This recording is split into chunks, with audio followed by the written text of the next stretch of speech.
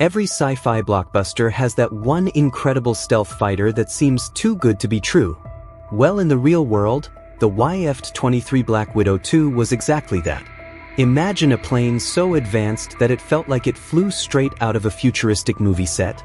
But the YF-23 slipped into the shadows, leaving many wondering about its true potential. So, what made it so special? Buckle up as we uncover the secrets and untold stories of the YF-23. To understand the story of the YF-23, we need to travel back to the 1980s. During this time, the Cold War was at its peak, and the United States was in a relentless race to maintain air superiority over its adversaries.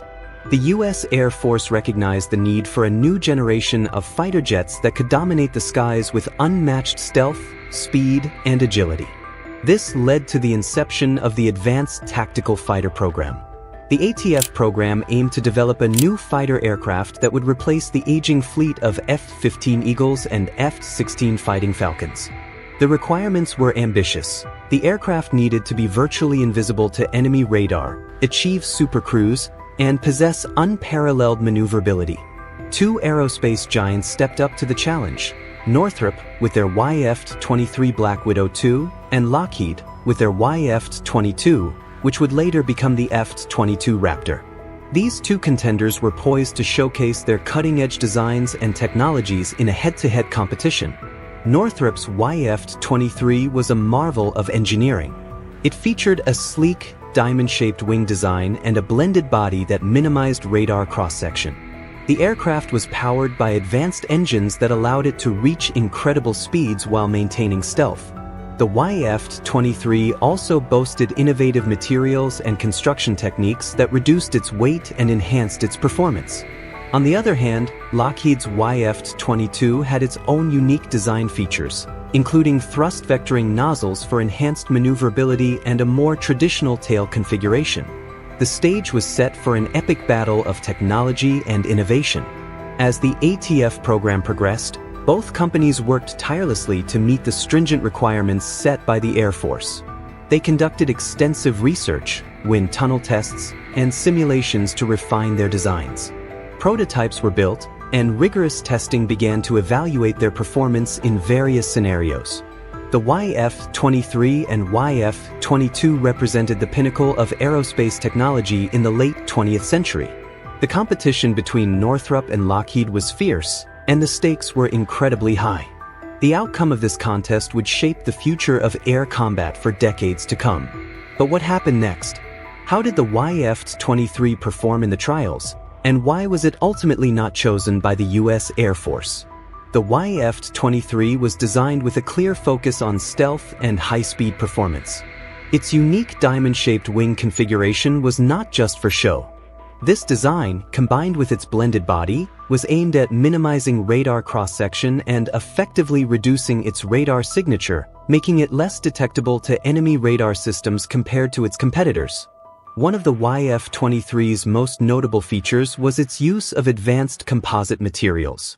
These materials were selected for their lightweight and radar-absorbing properties, which played a critical role in its stealth capabilities. The YF-23 was also powered by two Pratt & Whitney F-119 engines, which were capable of thrust vectoring. This provided the aircraft with exceptional speed and maneuverability.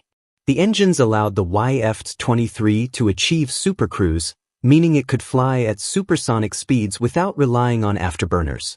This capability was a significant advantage in terms of fuel efficiency and maintaining stealth. In terms of performance, the YF-23 was designed to reach speeds of around Mach 2.2. Its aerodynamic design, coupled with advanced avionics, provided pilots with superior situational awareness and stability at high speeds. The aircraft's design also included features such as a forward-swept wing and canards, which contributed to its agility.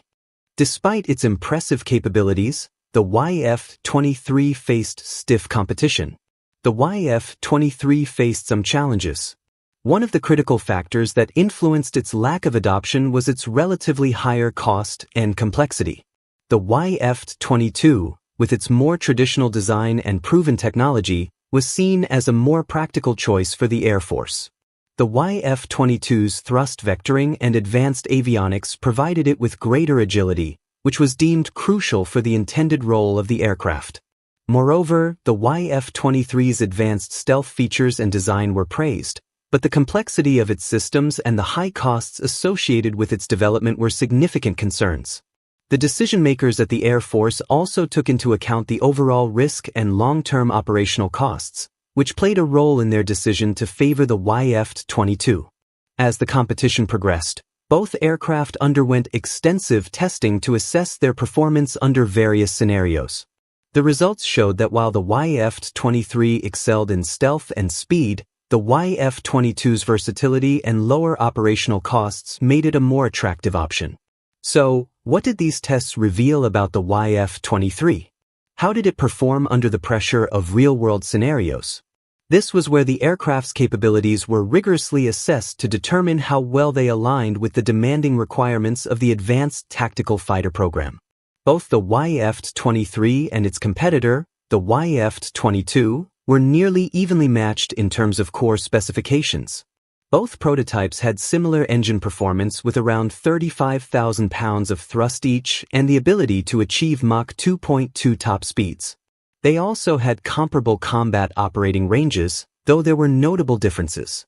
The YF-23 was a lighter aircraft with a maximum range of up to 4,800 kilometers, surpassing the F-22's range of 3,200 kilometers.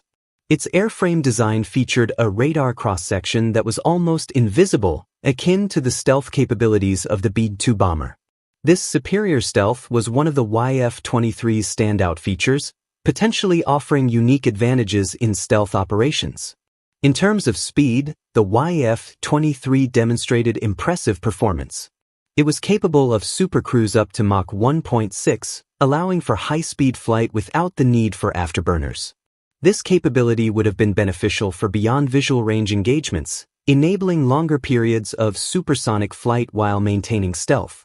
With afterburners engaged, the YF-23 could achieve a top speed of Mach 2.6, slightly faster than the F-22's Mach 2.2, though the exact top speeds of both aircraft remain somewhat speculative.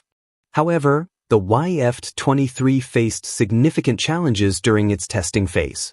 On October 30, 1990, test pilot Bill Lowe experienced a dangerous situation when the outer layer of the windscreen on the YF-23, known as gray ghost, shattered at Mach 1.5. Fortunately, the polycarbonate layer remained intact, allowing the aircraft to return safely. This issue was not isolated, as a similar problem occurred with the YF-23 prototype Spider. These windscreen failures were serious, as any breach in the specially designed windscreens could increase the radar cross-section, compromising the aircraft's stealth capabilities. The YF-23 also encountered mechanical issues. During P-2's second flight, one of the GE engines failed to accelerate properly, necessitating a single-engine landing.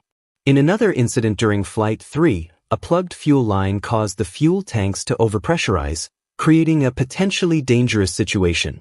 Thankfully, this issue was detected in time, and the aircraft landed safely. These technical problems were addressed with maintenance efforts, but they underscored the challenges faced by the Northrop team. Despite these setbacks, the YF-23's performance in certain areas remained impressive.